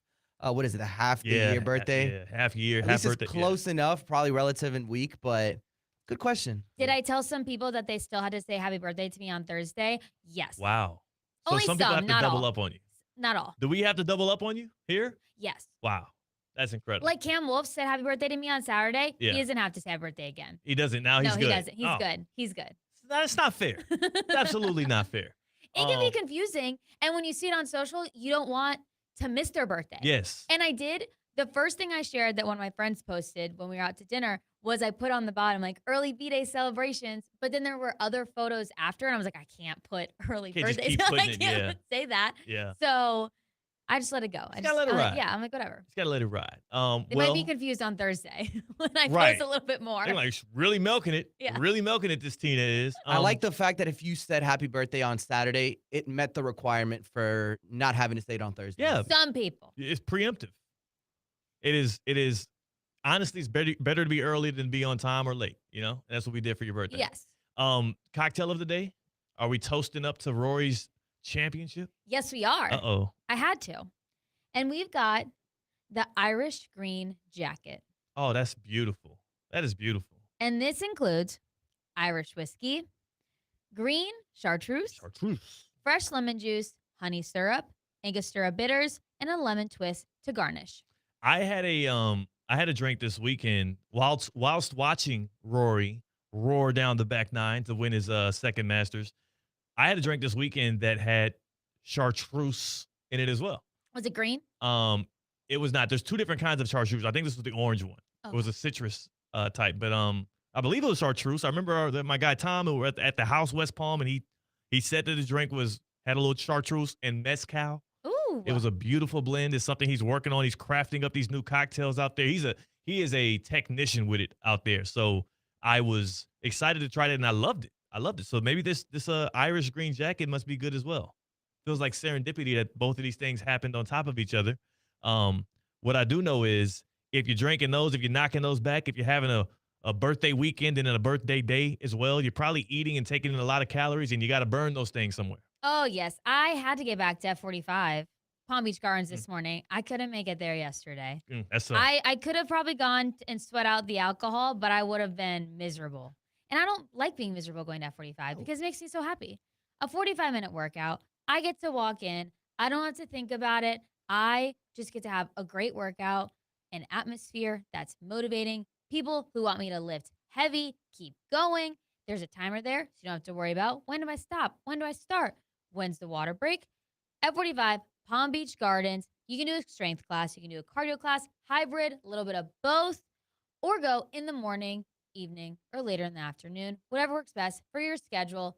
F45, Palm Beach Gardens. If you want to prep for High Rocks Tampa because you had FOMO as well with High Rocks Miami, check out F45 Palm Beach Gardens. They're a High Rocks gym. They'll be doing High Rocks classes to prepare you for a High Rocks event. F45 Palm Beach Gardens. See why I'm so obsessed with it. Tina, are you familiar with shingles? Shingles, the disease? Not Yes. like the okay. I had a friend who had it. Damien, are you familiar with shingles? I have no idea what that is. I've heard it multiple times. I have heard about it too. I know it's some kind of a disease that people get. I don't know how you acquire it. But Tyrese Halliburton, today on the Pat McAfee show here on ESPN, opened up to the good people on the show about him battling shingles. Apparently he's gained weight. He's lost a part of his eyebrow. We're talking about the Pacers star point guard who led them on that miraculous run to the NBA Finals last year, tore his Achilles in the Game 7, sat out all of this season, so we haven't seen much from him other than a couple of podcasts here and there with LeBron James. Tyrese Halliburton, who missed this entire season, opening up about his 2-month battle with shingles, lost part of his eyebrow, gained weight, and apparently he's been having to, like, take Botox injections and all. What is – okay, I hate to sound ignorant right here. And, Damian, at least you're in the same boat with me. I have no clue what shingles is and how in the world did he acquire it. Is this attached to how he, his recovery from the Achilles? Like, what is this? It's random as heck. I know someone who has it. I don't really remember how they got it. Yeah. Like, it was just like one day they were not just like feeling that well, and they ended up, it was a long process. Right. To figure this out. It's What not was something you're going born on. with. You get it, and it's like a. It seems to be like a chickenpox virus on steroids. That's what it sounds like online. It's a rash that you get, and it typically appears as a single stripe on one side of your body, lasting 2 to 4 weeks. And the symptoms include burning pain, itching, and fever. Sounds pretty rough. Yeah. Now, I don't know how you gain weight from shingles, but I mean, I'm assuming, because here's the thing: you're already if you're recovering from an Achilles. Right, you're not active. You're not as active, so Mhm. you're already probably gaining weight because it's one of those injuries where you have to rest. The only way to let it recover is to rest. Shingles, I'm sure, complicates it somehow. I don't. My friend was thinking it was stress. Stress induced. You think that's how it? Because stress is the number one killer. Stress, it weakens your immune system, so it can open you up to it. Your friend thought that they got shingles from stress. Possibly. Let's see. What were you I listened to a little bit of the interview with Tyrese on Pat McAfee, and apparently he got it on his eye. Oh. So his eye was so swollen shut that he literally couldn't see from his eye. And he was supposed to get back to 5-on-5 practice right after the All-Star break, but due to the shingles virus, he could not. So wow. Seems like possibly could have been back on the court. I don't think he probably would have been. Just because of the Indiana Pacers situation. They're basically trying to lose games. Right. Makes no sense to bring him back. But it seems like it was bad enough to keep him off the court. It says the exact trigger of shingles is often unknown, but it could be associated with weakened immunity, stress, or aging. So stress is one of them. Mm-hmm. Only individuals who have previously had chickenpox can develop shingles. Huh. Okay, so you're right. It's like a derivative of chickenpox. Right. Have you had chickenpox? Not that I know of. Tina? No. I don't think I have either. But it's just such a you hear these, you forget sometimes that athletes are also like just human beings. Because we think of them as these heroic figures. We think of them as these people that have impenetrable bodies that are so strong and mighty beyond belief. And then you're reminded, yes, like the daily illness that we can fall victim to also can just take them out of a game. Appendicitis. Right. Oh my God. Just hit what? Why are you laughing?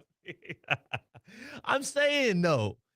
Appendectomy. Shingles can be a little more serious. Well, appendicitis can kill you. Yes, it can. That's what I'm saying. It's similar though because it's not like an athletic injury. It just happens. Yes. It's a freak incident. They're normal people, and it can just happen. It can just yes. You can just get shingles. Yes. Like what if imagine this though. Imagine we're like in the NBA Finals.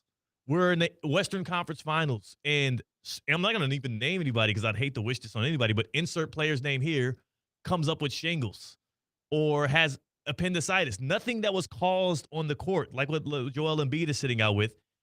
And you can't play through that kind of stuff. You just have to be sidelined. It's like, it's kind of crazy. Especially because it's probably contagious. I mean, I don't know how contagious shingles is, but I don't think you want another player on the court if they got shingles. I don't think so. I don't know. It's just weird. It's just weird to think about. But it's also a perspective where they may be exposed to more things because they do travel. So they got to go to public airports, public airlines. They do share locker rooms. So, sometimes in locker rooms, they probably aren't the most sanitary. I don't know. I'm just trying to play devil's advocate here. I feel you. It just is, again, it is just incredibly, again, for Tyrese Halliburton, get well soon, brother. I think he's battled back from the shingles. He has started playing 5-on-5 scrimmages. The Pacers are going to be in the draft lottery, so nothing to play for at this point. So he's safe to get back out there and hoop without the threat of the Pacers now feeling like they are oh no, we have to play them. The season's over, so they should be fine. But I just thought it was interesting. Again, for those out there that are wondering, an update on Tyrese Halliburton. Whatever happened to that Halliburton figure? Whatever happened to Hallie? Dealing with shingles right now. And I do think he's good. He's recovered from that Achilles. So we'll see him next year. 888-760-3776, 888-760-3776. That's the Baptist Health Hotline. Joining us on the Baptist Health Hotline right now, Joe is in Jupiter, and Joe says he has a tale to tell about the shingles. Joe, what's happening? Happy Motion Monday. What's going on, guys? Yeah, happy Miami Heat. Hope y'all do well. What do you mean by do well? What do you mean by do well, Joe? You mean like lose, right? I mean, you never know. I'm rooting for them. You never know.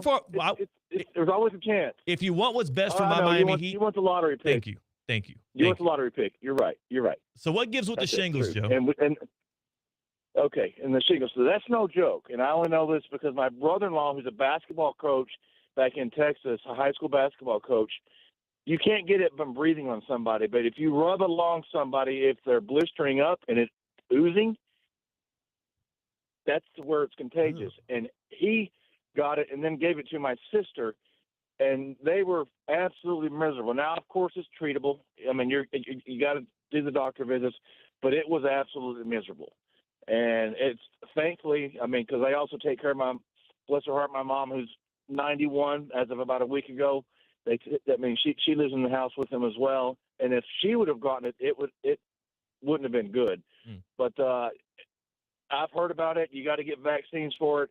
So don't take shingles for a joke. I'm not saying you are, but it hit our family pretty hard. I'm like, oh my gosh, I've heard about it, but they said it's the most uncomfortable thing they've ever experienced. And I'm 55 and they're late 40s, so it's no joke. So I was like, wow. Joe, look, Halliburton too. I was about to say, and he's talking about the complications from he's gained weight. He's lost part of his eyebrow and stuff. I appreciate the call, Joe. Yeah. I appreciate the call. And yeah, shingles is not a laughing matter. I do wish they gave it a more serious sounding name. You know what I'm saying? Like, shingles doesn't sound very serious. Like if I saw here, this is not the case. Hypothetically, if I'm a fan of a team, I'm chilling, I'm hoping to see a player play tonight, and I see he's out with shingles, I'd be like, what the hell? Lock in, brother. We just don't talk about it. Get a ball. I feel like it's not, I don't know how common it is. How common is shingles? I hear it from time to time. I never knew how serious it was until I saw this Tyrese Halliburton. Didn't you say you can only get shingles if in the past you've had the chickenpox virus? True. So if you've never had chickenpox, you don't get shingles. Because that I feel like would probably make it less likely. I feel like chickenpox was kind of like gone extinct in recent years. Oh, do y'all want to hear the number? This is not comforting at all, by the way. About 1 in 3 people in the United States will develop shingles at some point in their life. Oh, wow. Wow. That's what the Googles are telling me. Approximately 30% of people experience shingles during their lifetime. There's 3 of us in this room right now. One of us has had it. I don't know if we had it, would we have known? Or will get it. Or will get it. I don't know. I'm looking around. This is uncomfortable. He lost part of his eyebrow. He gained weight. Tyrese Halliburton sounds like he went through a bigger struggle battling shingles. As you said, his eye was swollen up to where he couldn't even see. More of a struggle than his torn right Achilles. It's held him off the court. And he was scheduled to get back on the court right after the All-Star break. So it's been about, what, a month? Yeah. No, a little over a month, actually, at this point. So prayers up to Halliburton. Shingles ain't no joke, like Joe said. I'll get us here to the other side. We'll do a little midday midterms on the other side here. But I had to address that. I know we went off the course here. I had to address that because definitively I was shocked by it. That music sound familiar to you, Tina? Sounds like the Masters. That striker call. The Masters. Exactly. Precisely. We did wrap things up ceremoniously, as always, at the tournament of all tournaments in the game of golf. When you think of golf, you think of Green Jackets. And I want to give you guys the final leaderboard update from Augusta, brought to you by the Breakers Palm Beach and Kaiser University. This was a crowning achievement for none other than Rory McIlroy, who won his second straight Green Jacket. And if you look at this leaderboard, McIlroy, who finished first, 12 under on the tournament. He literally, his weekend wasn't amazing, but he survived it. 2 under on the weekend. It was his first 2 rounds. 5 under to open the Masters, his best performance in the Masters in over a decade. And in round 2, he was 7 under. The dude was absolutely just connecting, dialed in, smooth on the greens. The overall purse for this thing, $22.5 million. McIlroy got the lion's share of that thing. Second to Rory McIlroy, none other than world's number 1, Scottie Scheffler. Scheffler came in, 1 off the lead at 11 under. And when you look at what could have shaped up, when you look at how it could have finished with a playoff between McIlroy and Scheffler, you have to assume that golf fans feel a little bit cheated because it almost happened, but at least excited about the outcome. Tied for third on the final leaderboard, each 4 of these guys pocketing a little bit more than $1 million. Tyrell Hatton, Russell Henley, Justin Rose, and Cameron Young. Each of them dudes getting $1 million walking away from Augusta National Golf Club, feeling like $1 million. Tied for 7, Colin Morikawa at 9 under, and Sam Burns. Max Homa, 8 under, tied for 9 with Xander Schauffele. And that right there, your top 10, the final leaderboard from Augusta. And that, again, is presented to you by the Breakers Palm Beach and Kaiser University. Some excellent golf that was played this weekend. We'll let that golf ride us on into the rest of the happy hour on the other side. Midday midterms to come. That is Tina Costanza. That is Damian Perez. This music has me feeling elegant. And we're theoretically speaking on ESPN 106.3. Live from the Anajar and Levine Accident Attorney Studios. Anajar and Levine Accident Attorneys. Call 1-800-747-FREE. This is ESPN 106.3.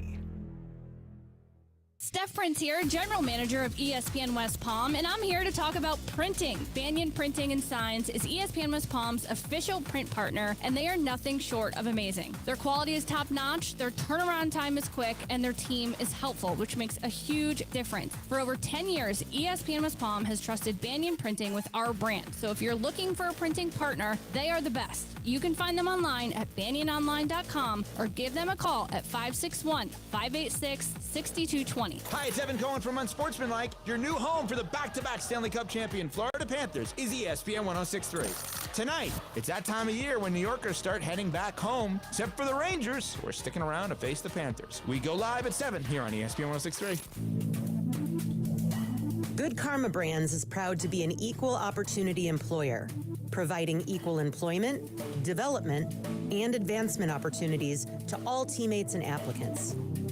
To learn more about careers with us, please send an email to talentacquisition@goodkarmabrands.com. That's talentacquisition@goodkarmabrands.com. Overheard at the Hard Rock Bet Party. I just got another NBA offer from Hard Rock Bet. A Hard Rock Bet promo at the Hard Rock Bet Party? That is so meta. That's not meta. That's Meta World Peace. Meta. Tell them about Hard Rock Bet. Hard Rock Bet has it all. Live odds for every NBA game, every player prop, same game parlays, you name it. It's the only place I play these days. Okay, now that is meta. Hard Rock Bet. Roll with us. Offered by the Seminole Tribe of Florida. Must be 21 plus and physically present in Florida to wager. Terms and conditions apply. Concerned about your gambling? Call or text 1-833-PLAY-WISE. Need an extra boost? With Boost Checking from Flagler Credit Union, you can earn up to $700 each year with a 7.0% annual percentage yield on balances up to $10,000. That's real money for real moments, like a family getaway or treating yourself to something special. Boost Checking from Flagler Credit Union. Requirements apply to earn the highest dividend rates. Limit 1 checking account per membership. Dividend rates and annual percentage yield subject to change. Business accounts do not qualify. Insured by NCUA, official credit union of Florida Atlantic Athletics. Whether it's a clutch touchdown pass, a game-winning dunk, or an impressive dash to the finish, we want to highlight the best performance of the week. The winning performance will receive $500 courtesy of Baptist Health Orthopedic Care. Catch the biggest moments and winners all season long on ESPN 106.3 and ESPN West Palm Play. Nominate them today by emailing highschool@espnwestpalm.com. Baptist Health Orthopedic Care. Welcome to being treated like a pro. The Unlimited Auto Wash Clubs with 6 locations. Perfect for an occasional wash. Or enjoy unlimited inside and out washes starting at just $49.95 a month. UnlimitedAutoWashClub.com. Call 561-WASH-ME-TOO. Running a business means wearing multiple hats. So if you're like me, you probably started out using your personal phone, taking client calls and texts nonstop.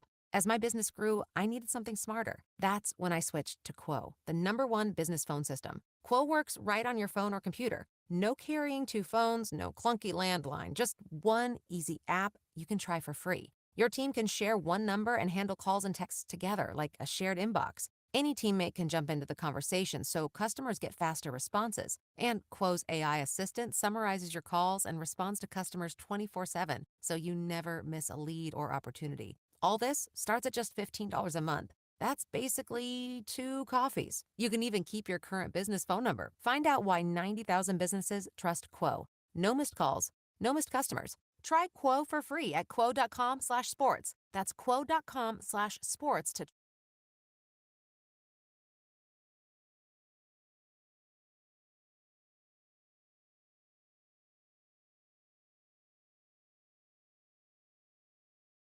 Live from the Anajar and Levine Accident Attorney Studios, Theo Dorsey is theoretically speaking.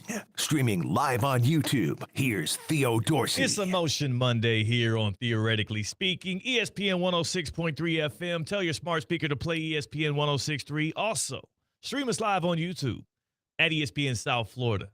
We have a good time. We rock out.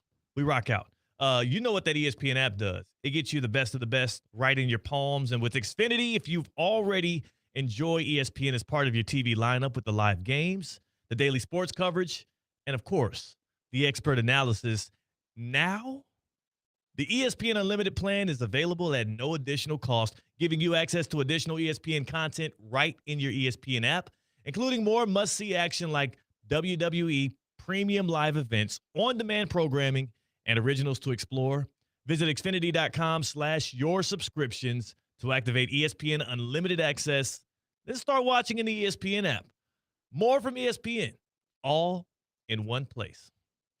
I'll tell y'all what, I am actually at a place right now where I'm glad the NBA playoffs are tipping off.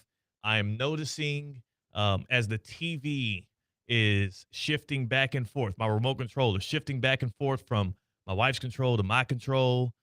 She had on, after we wrapped up watching the Masters on Sunday, I had a little NBA going in the background. She asked me if it was pertinent. I told her, no, not necessarily. It was hard to excuse the game we had up on ESPN. I think it was a Spurs game at that point. And I was like, nah, Wemby's not even playing.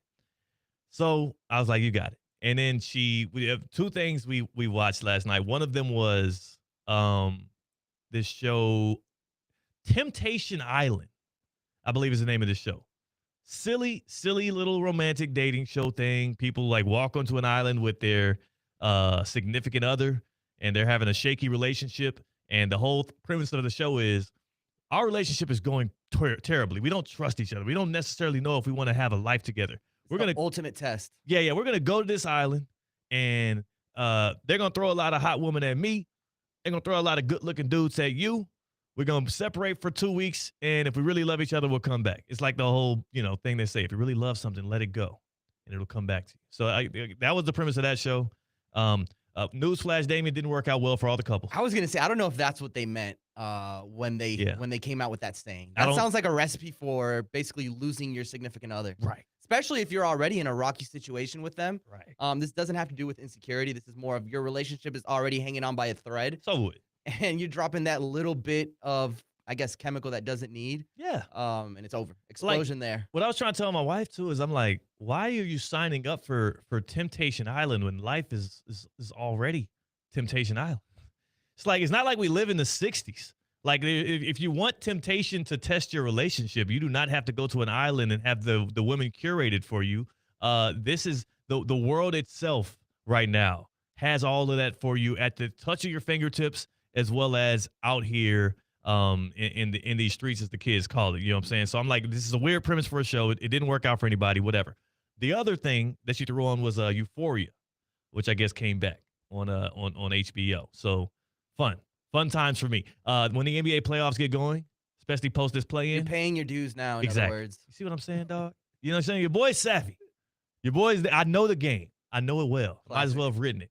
What I also know is that Ruben Bain Jr., a force off the edge, a guy that I really do hope that my Kansas City Chiefs, who are picking at number 9 in this NFL draft, have a chance to get based off of people being nervous about his arm length, despite him being a guy that led the nation in pressures off the edge in college football as a pass rusher and also as an elite run stopper was the probably most important piece on that Miami Hurricanes defense led by Corey Heatherman that definitively was, I would say, the best in the nation.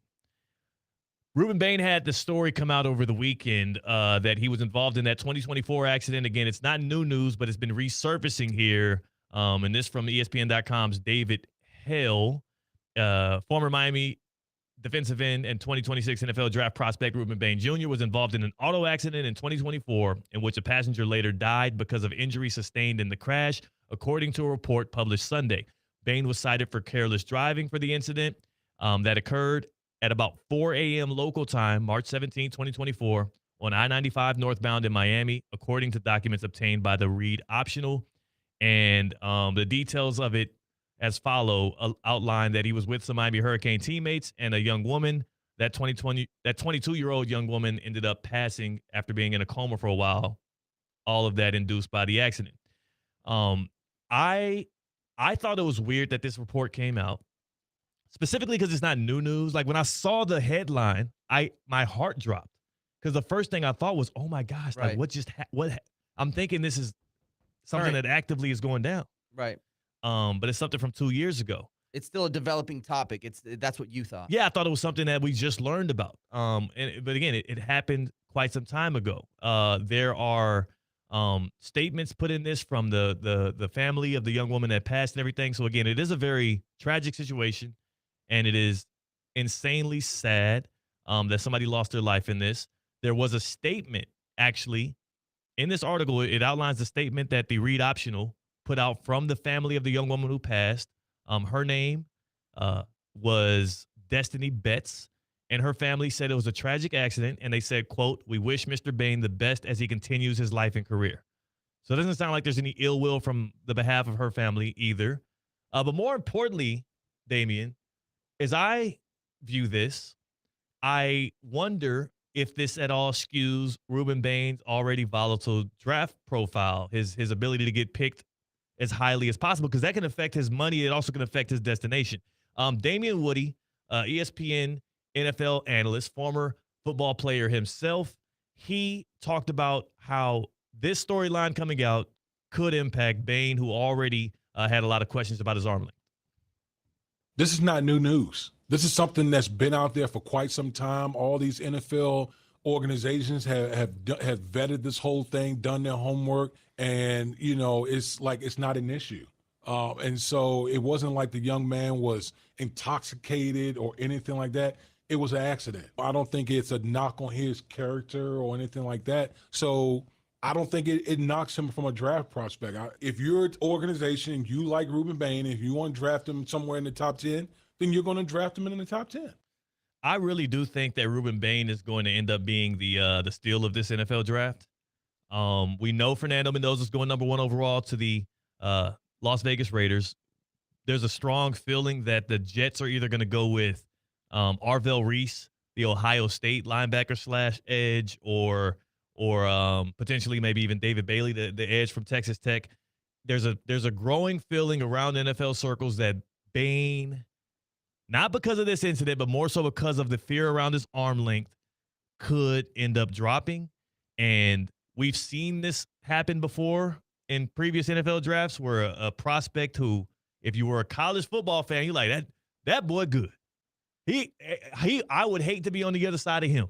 I would be nervous if my team had to face him Sunday after Sunday after Sunday because of what he did Saturday after Saturday. That's the story of Ruben Bain. It was the story of his high school career when he didn't have that much love coming out of high school because of his size. In college, he proved that size would not be an inefficiency for him as not only going through that ACC schedule with the Miami Hurricanes, but correct me if I'm wrong, Damian. The Miami Hurricanes played Texas A&M in the first round of the CFB 12-team playoff. Are they in a big conference, a big school? SEC, actually. SEC. In the second round, they played The Ohio State University in the Fiesta Bowl. Defending champ. Oh, excuse me. That was the Sugar Bowl. Defending national champions. There's a good chance that not only do they have a really good O-line, that Ohio State football team, there's a lot of mock drafts that are projecting 4 players picked in the first 10 picks of this NFL draft. And he had a great game against Ohio State. He was wrecking things left and right. Was great against Ole Miss as well. And I was in the building for both the Fiesta Bowl and the national championship. Actually, you know what? Ole Miss was his most quiet game of all 4 because Trinidad Chambliss is just so good at escaping pressure. So he didn't really get his hands on him as much, but he did get through the line often. I was there at the national championship game when time in and time out, him and Akeem Mesidor gave Fernando Mendoza hell. Had him running for his life, had him uncomfortable. Mendoza, credit to him, made plays when it mattered most. He was good enough at escaping pressure here and there. He took some blows and kept getting back up. That's why he's going to be the number 1 overall pick. But Ruben Bain is an absolute force, a wrecking ball. Finished his junior season with 9.5 sacks, 15.5 tackles for a loss, 5 hurries, and he led the country in quarterback pressures. He's an absolute dog off the edge, and he was coached by a Pro Football Hall of Famer in Jason Taylor as the defensive line coach there at Miami. He is going to be the steal of this NFL draft, and I'm very curious who he falls to, and I'm also I don't think these two things are not unlinked. I'm also curious as to why this report came out yesterday. Who is resurfacing things that happened 2 years ago about Ruben Bain, and what are their intentions around that? That's all I have to ask. I don't get paid because I have all the answers. I get paid because I ask the right questions. Former journalist. You feel me? I'm not acting like I'm some kind of Nostradamus or something like that, but come on, dude. Like, what the hell is this? It is a very interesting timing. I mean, we're a week away from the draft. This happened 2 years ago. Yeah. If anything, possibly it could have reemerged right after the national championship when there was actually, some hype on the University of Miami. Ruben Bain was one of their best players. So that was a time where it probably could have reemerged. But good point. I mean, this is a very fishy situation, and it leads us to believe that someone is trying to hurt his draft stock on purpose to potentially have a shot at him. Could be. And again, I don't put anything over these NFL teams. I don't put anything over any professional basketball team. We learned this year that the Los Angeles Clippers, led by the most powerful and rich man in sports, Steve Ballmer, potentially, again, allegedly, the NBA is currently investigating it as the Clippers are in the play-in tournament. The NBA is also simultaneously, quote-unquote, investigating Steve Ballmer and the Los Angeles Clippers for salary cap circumvention, for paying Kawhi Leonard outside of the NBA salary cap through means of endorsement deals, almost like he was given NIL is the alleged crimes that the Clippers have committed. We know that NFL teams like the New England Patriots have stopped at no ends to circumvent the rules to win championships and to dominate an era. I don't put nothing above none of these dudes. In fact, you want to talk about cheating and the Patriots, I mean, there's a certain somebody who's supposed to be calling plays, and instead he's calling up reporters for getaways, allegedly. It is not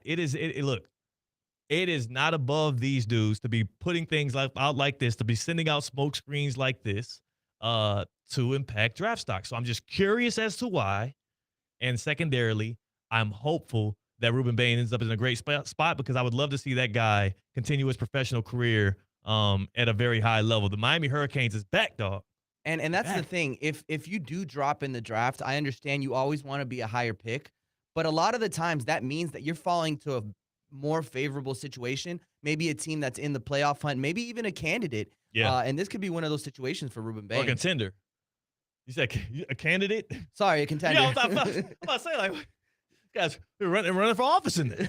a contender. Maybe like a Seattle Seahawks late. That'll be crazy. That'll be crazy. He's not going that far. Pair up with Jared Verse. Rams at 13 will be crazy. And this is a position that's very important. I mean, if we look at teams who had great defensive line, the first one that comes to mind is the Philadelphia Eagles. Yeah. And what they did to your Kansas City Chiefs in the Super Bowl. I don't know why you had to bring that up. It did it to other people too, but you're right. That's the thing. If you want to win in today's NFL, pressure. That unit, getting pressure on the quarterback, paramount. You ain't getting there without being able to do so. So as we think about who the Dolphins are going to be picking at 13 or 11, if we think about who some of your favorite teams, if you ain't got somebody to get pressure on the quarterback, number one issue that the Ravens had this past year. And that's why they opted to go after Max Crosby. Yeah. And of course that played out how it did, but they got Trey Hendrickson. They still ended up getting a good rusher in Trey Hendrickson. True. It is paramount that you get a rush on the passer in today's NFL, and Ruben Bain is again led the nation in quarterback hurries last year. So we'll see his name called somewhere in the top half of the draft. Again, just curious why this is coming out. That's all I'm doing is asking the questions. I can't give you all the answers. I can ask the questions. The Giants are interesting with Dexter Lawrence's trade request. That is and they're pretty up there in the draft. And now that position becomes a need for them. Yeah, that is another good one. That is, and I bet you not only for the Giants, because John Harbaugh is the kind of guy that loves to beef up the trenches. I look at a team like the Tennessee Titans at 4, who just went out and got Robert Saleh as their head coach, who is probably, I don't know if Ruben Bain fits what he does as a defensive play caller, but I do know that Ruben Bain is one of the best defenders in this draft, and he's got to be giving him a second look as a guy that could be coming off of that edge for Tennessee alongside a guy like Jeffrey Simmons. Again, this is one of those unheralded drafts because there's not a lot of names, not a lot of quarterbacks, but there's so much talent that could be had in the top 15, top 20 that I'm excited for it. And I'm also excited for our competition, myself and Kate Chumsland versus Evan Cohen and JMP here at ESPN West Palm, as we're going to do a mock-off, a little first-round mock draft, see who gets the most picks right in that top half. Though the Miami Heat season feels like a waste, there were 2 bright spots, 2 things to reflect on and remember, fondly. One of them was the 83-point game from Bam Adebayo. The other one happened last night as the Heat sealed up their regular season, and we'll illuminate more on that on the other side as we cement a lethargic regular season and hopefully a play-in tournament that is short-lived as the Heat take on the Hornets tomorrow night in the play-in. We'll get to all of that and more on the other side. That is Damian Perez. I'm Theo Dorsey. It's Emotion Monday on ESPN 106.3. Anajar and Levine Accident Attorney Studios. Anajar and Levine Accident Attorneys. Call 1-800-747-FREE. This is ESPN 106.3. It's time to step into kindergarten with the School District of Palm Beach County. Parents, we're ready to educate, affirm, and inspire your child in a nurturing learning environment. Register now at palmbeachschools.org/kindergarten. Find out when to attend your school's kindergarten kickoff, or your family can meet teachers, tour the school, and receive a free kindergarten readiness kit. The School District of Palm Beach County is your best choice. Hey, Steph Prince here, General Manager of ESPN West Palm, to tell you about a team that has meant a lot to me and this community for a long time. Bob and the team at Bradley Heating and Air Conditioning have been helping me stay cool for years, whether at home or in the office. And living in South Florida with 3 kids, I don't know what I'd do without them. Family owned and operated, serving Royal Palm Beach and beyond since 1980. Let the knowledgeable and trained team at Bradley help you with your residential and commercial needs, installation, repair, seasonal maintenance, upgrades of all makes and styles and models of HVAC equipment, and so much more. Bradley Heating and Air Conditioning does things right the first time and makes the process smooth, stress-free, and most importantly, keeps you cool. Give them a call at 561-793-7497. That's 561-793-7497 or BradleyAir.com. Any need, big or small, trust the amazing team at Bradley Heating and Air Conditioning. For over 40 years, Ronald McDonald House of South Florida has supported families like Kayla's. Without the Ronald McDonald House, we couldn't continue with Kayla's medical treatment. We are now building a new, larger house to accommodate almost twice as many families each year. It's a peace of mind knowing we have a place to stay without worrying about costs. Help us build this new home by visiting rmhcsouthflorida.org. Being a homeowner like me means knowing who to call. For power, you called an electrician. Pipes, a plumber. And for better water, you call Culligan. They've been improving water for 90 years, with local experts handling everything from water softening to filtration, using the world's most efficient systems. Culligan, the one partner you can trust for everything your water touches. Schedule your free water test today at Culligan.com, serving all of South Florida. Hey, Culligan man! Ready to take on any terrain? The all-new 2026 Defender 110 P300S is here. Built for those who crave adventure without compromising on luxury. Lease the powerful 2026 Defender 110 P300S for just $899 per month for 36 months. Whether you're tackling the toughest roads or cruising the city, the Defender is ready for it all. Don't wait. Visit Land Rover Palm Beach today and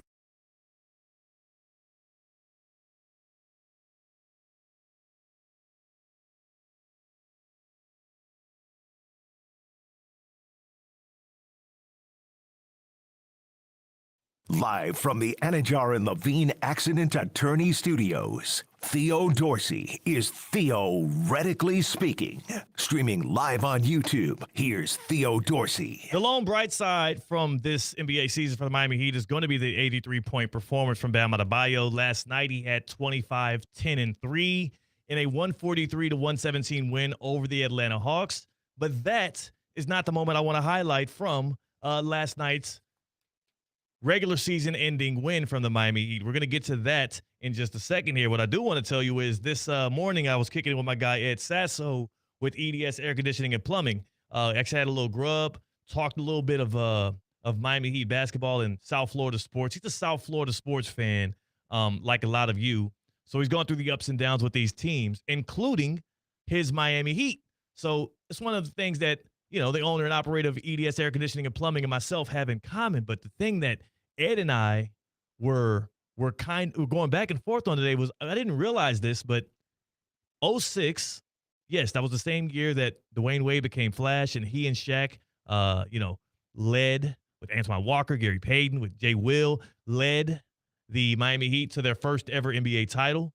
That same year was when EDS Air Conditioning and Plumbing came to be. And now 20 years later, both organizations thriving, both of them top of the class here in South Florida, both of them reliable, both of them are championship pedigreed. AC systems were simpler back then, and as technology has evolved, EDS Air Conditioning and Plumbing has evolved right alongside it, and that is why their longevity has been a mainstay here in South Florida. Locally trusted since 2006, EDSisyes.com is the website to lock in and get in with the good people that can take care of you for any of your AC or plumbing needs. They do this for a living. They do it for their customers, and you should be a Gold Plan member like myself, 2 check-ins every single year. Plus, right now, EDS is offering 0% interest financing for 60 months to qualified customers. Find out if you're qualified, EDSisyes.com. And shout out to my guy, Ed. Congratulations on 20 years. Speaking of congratulations, speaking of those Miami Heat, in their home victory last night, we had a moment from a legendary broadcaster, the public address announcer, Michael Baiamonte, who for the past 4 decades has been the voice that you hear at the Kaseya Center every single night when you're at home games, as he does his famous Dos Munitos call, as he calls players' names out, and as he always sends Heat fans home, oftentimes after victories. And I thought that as much as I want the Heat to lose out in this play-in tournament and whatnot, as much as I'm rooting against them because I want them to get a lottery pick, I was grateful that he got to send the fans off for his last ever regular season home game as he is retiring with a call following a win. And, Damian, it sounded like this. Hopefully Heat fans will see each other once again in the playoffs. But until then, please, drive home safely. Good night. Michael Baiamonte sending off Heat fans one final time and doing so in a way that is, you can hear him being a little choked up there. Yeah, he's trying to hold it all together. And rightfully so, because when you are a part of that family with Heat culture, or you're a part of that energy and that arena that has seen so many highs, but then also there's been the mundane years like this season. You could tell that his heart is in it. He loves what he does, and he's going to miss it in retirement. But happy retirement to him. And to Heat fans, I know he would love for the Heat to be in the playoffs and to have some more home dates. But me personally, selfishly, I want him to enjoy his retirement. You know what I'm saying? I want that to be the last PA call he's had in that arena, because I want that lottery pick as well. And I'm glad the Heat sent him off with a win. Beautiful stuff. If the Heat were to beat the Charlotte Hornets tomorrow, would he be on the call? Well, actually, they don't. That's 2 road games. Right. They're the 10th seed. Wow. Yeah. That's why, again, it's always weird too, because so if they do make the playoffs, do they just do it again? Is he foreshadowing that there's no shot the Heat make the playoffs? I hope so. He might know something we don't. Yeah, Mike B. What you know, man? We got to get him on. What you know, Mike B? I would hope. Here's the thing, though.